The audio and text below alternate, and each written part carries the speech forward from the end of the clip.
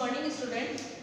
आज हम पाठ 18 ब्रिज माधुरी इसका शीर्षक है, इस कविता का अध्ययन करेंगे। और इनके कवि हैं, इसमें 3 पार्ट में कविता दी गई है, तो तीनों पार्ट के कवि अलग अलग हैं। पहले पार्ट के कवि पद्माकर, दूसरे पार्ट के कवि हरिश्चंद्र और तीसरे पार्ट के कवि हैं बेनी प्रसाद। ठीक है, तो हम यहाँ पर तीनों पार्ट का अलग अलग अध्ययन करेंगे। ठीक है, तो अब आप यहाँ पे देखिए, पहले पार्ट में घनाक्षरी दिया है, जिसमें कवि ने अपने कविता के माध्यम से कृष्ण की माखन चुराने की घटना का वर्णन किया है। तो देखिए इस कविता में क्या कहते हैं कवि। चिते चिते चारों ओर चौकी चौकी परे त्योही, जहाँ तहाँ जब तब खटकत पात है, भाजन सो चाहत ग्वार गवालिनी के कछु, डरनी डराने से उठाने में रोम गात है, कहे पद्माकर सुदेखी दशा मोहन की, शेष हूँ महेश हूँ सुरेश हूँ सिहात है, एक पाए भीत एक पाए मीत कांधे धरे, एक हाथ छीको एक हाथ दधी खात है। तो यहाँ पर कृष्ण किस प्रकार माखन चुराकर ग्वालिनों के घर खाते हैं और उसका वर्णन कवि ने यहाँ पे किया है।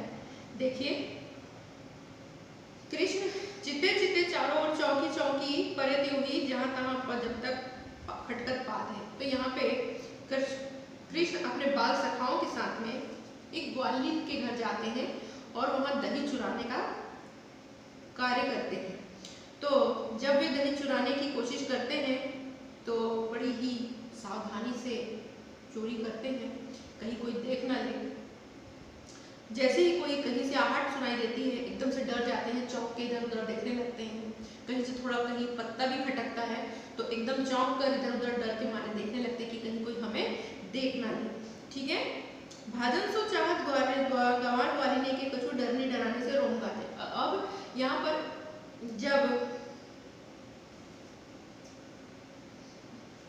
माखन चुराने की घटना चलती रहती है, तभी गांव की एक ग्वालिन वहां आ पहुंचती है और कृष्ण को रंगे हाथों माखन चुराते हुए जब पकड़ लेती है तो उसे किसी चीज का भय दिखा करके उसे डराने लगती हैं। तब कृष्ण उसके भय से डर जाते हैं और उनका रोम रोम डर के मारे रोमांचित हो जाता है और वो वहां से भाग जाना चाहते हैं। तो इस प्रकार ये जो आगे देखिए कि कहे पद्माकर सुदेखी दशा मोहन की, और पद्माकर जी मोहन की इस दशा को देखकर कहते हैं कि शेष हूँ महेश हूँ सुरेश हूँ सिहात है, एक पाए भीत एक पाए मीत कांधे धरे, एक हाथ छीको एक हाथ दधी खाते। तो कवि पद्माकर यहाँ कहते हैं कृष्ण की ऐसी दशा देखकर शेषनाग शंकर जी एवं देवराज इंद्र को उनसे ईर्ष्या होने लगती है। किससे? श्री कृष्ण से। तो जब कृष्ण ग्वालिन के घर माखन चुराने पहुंचते हैं तो वे क्या करते हैं, ऊपर छीका बंधा होता है, उसमें माखन रखा होता है, तो ऊपर तक पहुंचने के लिए अपने मित्रों की पीठ और कंधे का सहारा लेते हैं।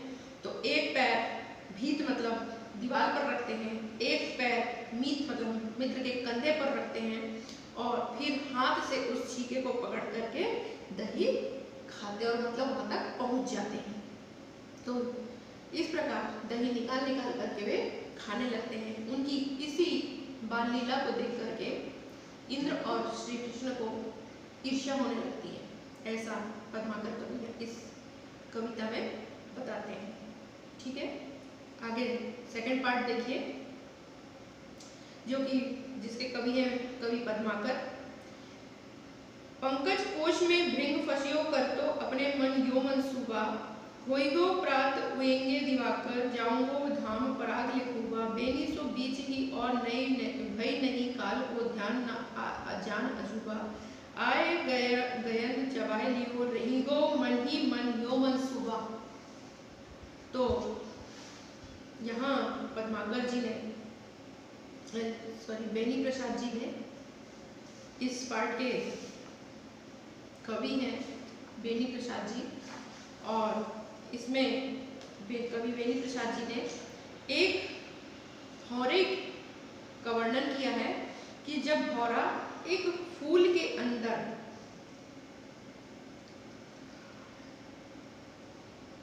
जो कमल का फूल होता है उसकी पंखुड़ियों के अंदर एक भौरा जो है वो फंस जाता है, तो वो क्या सोचता है उसके मन में ही इच्छा रह जाती है जो वो सोचता है। यहाँ पर कवि ने बताया है कि मनुष्य और हर प्राणी का जीवन नश्वर है, वो कभी भी समाप्त हो सकता है। इसीलिए कवि के जीवन की कोई कल्पना नहीं की जा सकती क्योंकि वो नश्वर है और किसी भी क्षण समाप्त हो सकता है। तो उसका एक उदाहरण कवि ने यहाँ पर इस भौरे के माध्यम से दिया है कि एक भौरा कमल कोश के अंदर फंस जाता है। कमल की जो पंखुड़ियाँ खिली होती हैं, दिन में जब खिलती हैं और सूर्य के ढलने के बाद में वो पंखुड़ियाँ बंद हो जाती हैं, तो पंखुड़ियाँ बंद होने से पहले भौरा उसके अंदर चला जाता है। बहुत सारा पराग खाऊंगा, लेके जाऊंगा, ऐसे सोचता है अपने घर, बहुत सारा पराग लेके जाऊंगा। इस मंसूबे से वो कमल की पंखुड़ियों के अंदर घुसता है और अचानक सूर्यास्त हो जाता है, जिससे पंखुड़ियाँ बंद हो जाती हैं और भौरा उस फूल के अंदर फंस जाता है। तब भौरा अंदर में फंसे हुए सोचता है मन ही मन कि जब सुबह होगी, जब सूर्य निकलेगा, सूर्योदय होगा, तो फिर से ये पंखुड़ियाँ विकसित होंगी, फिर से खुल जाएंगी और मैं उस समय बहुत सारा पराग लेकर खाऊंगा और बहुत सारा अपने घर लेके भी चला जाऊंगा। बस मुझे सूर्योदय होने की प्रतीक्षा करनी होगी।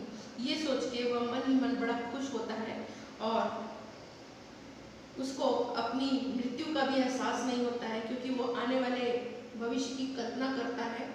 और उसी बीच क्या होता है, उसको ये भी नहीं पता होता कि अगले क्षण मेरे साथ क्या होने वाला है, और वो अगले जीवन की अच्छी अच्छी कल्पना करता है। तब कवि यहाँ पे बताते हैं कि उसी प्रकार मनुष्य का भी जीवन नश्वर है क्योंकि हम जो सोचते हैं वो कभी पूरा नहीं होता है। और जिस प्रकार उस भौरे की मन में ही रह गई थी इच्छा, और कैसे रह गई थी देखिए, आए गयंत चबाई लियो रही वो मन लियो मंसूबा। और अचानक जब भौरा ये सोचता रहता है कि मैं तो सुबह होगी तो बहुत सारा पराग लेके घर जाऊंगा, उसी समय एक हाथी आता है और उस फूल को चबा के खा लेता है। फूल के साथ साथ वह भौरे को भी खा जाता है। तो यहाँ पर भौरे की भी मृत्यु हो जाती है और भौरे ने जो सोचा था कि मैं सुबह होगी बहुत सारा पराग लेके घर जाऊंगा, तो उसकी मन में ही उसकी इच्छा रह गई और उसका जीवन समाप्त हो गया। यही उदाहरण कवि ने मनुष्य के जीवन के लिए दिया है कि मनुष्य का जीवन भी नश्वर होता है, वह भी किसी भी पल समाप्त हो सकता है। आगे देखिए तीसरा पार्ट। सखी हम काह करे कित जाए बिन देखे, वह मोहिनी मूर्ति नैना नहीं नाही अघाए। बैठत उठत शयन सोवत निज चलत फिरत सब ठौर, नैनन ते वह रूप रसीलो टरत न एक पल और। सुमिरन वही ध्यान उनको ही मुख में उनको नाम, दूजी और नाही गति मेरी बिनु मोहन घनश्याम। सो सब ब्रिज बरजो परिजन खीजो हमरे तो अति प्राण, हरिश्चन हम मगन प्रेम रस सूझत नाही न आन। इस कविता के कवि हैं कवि भारतेंदु, और उन्होंने इस कविता के माध्यम से श्री कृष्ण का प्रेम एक सखी किस प्रकार व्यक्त करती है ये बताया है कि एक जो सखी है, नायिका है, वह अपनी सखी से कृष्ण के प्रेम को व्यक्त करती है कि किस प्रकार वह कृष्ण से अनन्य प्रेम करती है और उनके बिना उसका जीवन कुछ भी नहीं है, ऐसा वो अपनी सखी को बताती है इस कविता के माध्यम से। देखिए कि सखी इस पद्यांश में कवि ने के मन की दुविधा तथा कृष्ण के प्रति प्रेम भाव का वर्णन किया है। नायिका अपनी सखी से अपनी मन की दुविधाओं के बारे में वर्णन करती हुई कहती है कि हे सखी, हम क्या करें, कहाँ जाएं? हमें कुछ समझ में नहीं आता है, क्योंकि कृष्ण की मोहिनी मूरत को हम देखे बिना रह नहीं सकते हैं और हमारी आंखें उनको हमेशा ढूंढती रहती हैं, अर्थात हमारी आंखें उनको जितना भी देखती हैं, हमारी नैनन जो है वह भर नहीं पाते हैं और कृष्ण के बिना ये आंखें सूनी रह जाती हैं, अर्थात हम कितना भी देखें हमारी आंखें नहीं आ पाती हैं। बैठत उठत शयन सोवत निज चलत फिरत सब ठोर, वो कहती है कि सोते उठते बैठते जाते चलते फिरते हमें सब तरफ कृष्ण का ही रूप दिखाई देता है और हम सब तरफ कृष्ण के ही रूप को देखने को तरसते रहते हैं।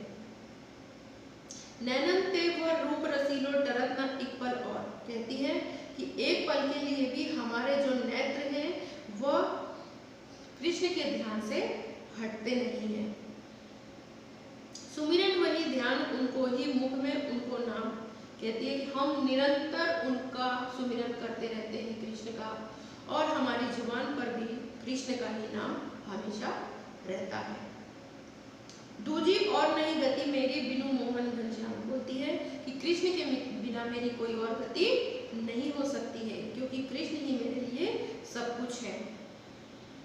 सब ब्रिज बरजो परिजन खींचो हमरे तो अति प्राण, कहती है कि ब्रिज के सभी लोग, मेरे घर वाले, मेरे परिवार वाले, पूरे ब्रिजवासी मुझे मना करते हैं कृष्ण की इस प्रकार भक्ति करने के लिए और मेरे ऊपर खींचते हैं, अर्थात मेरे ऊपर गुस्सा होते हैं, क्यों, लेकिन मैं फिर भी नहीं मानती हूँ क्योंकि कृष्ण ही मेरे प्राण हैं। हरिश्चंद्र हम मगन प्रेम रस सूझत नाही न आन, इस प्रकार कवि कहते हैं कि कृष्ण के प्रेम के अलावा उस नायिका को और कुछ भी नहीं सूझता है। वह कृष्ण की दीवानी हो गई है, कृष्ण से अनन्य प्रेम करती है, कृष्ण की अनन्य भक्ति करती है, चाहे लोग कितना भी गुस्सा हो वह हमेशा कृष्ण के ही रूप को तरसती रहती है। तो इस प्रकार कवि ने यहाँ तीनों पद्यांशों में अलग अलग प्रकार से अपने विचार व्यक्त किए हैं, जो कि आपको समझ में आ गए होंगे। ठीक है, थैंक यू।